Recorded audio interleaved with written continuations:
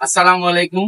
প্রিয় ভোগনগরবাসী, ভোগনগর ইউনিয়নের সকলকে জানাই আমাদের আন্তরিক শুভেচ্ছা ও অভিনন্দন। ভোগনগর কমিউনিটি নবগঠিত কমিটিতে আজকে আমরা সকলেই একত্রিত হতে পেরে অনেক আনন্দিত।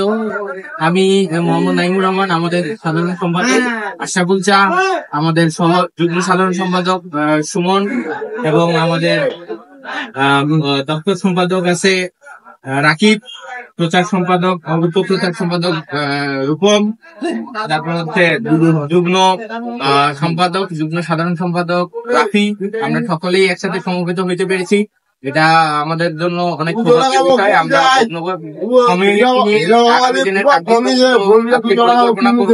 আগামী দিনে আমরা আশা করছি যে শীতকাল, যেহেতু শীতকালীন মানে আমাদের এলাকার জানতে ধরনের একটা চিন্তাধারা আমাদের মধ্যে আসবে। ইনশাআল্লাহ আমরা অতি শীঘ্রই এটাকে সামনে আগায় নিয়ে যাব।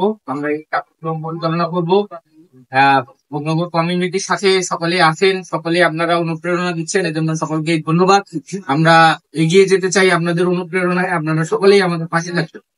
এবং যারা তরুণ প্রজন্ম আছে তারা যেন ভোগনগর কমিউনিটির সাথে এক কাতারে দাঁড়ায়, আমাদের প্ল্যাটফর্মে আসে, আমি তাদেরকেও আহ্বান জানাই।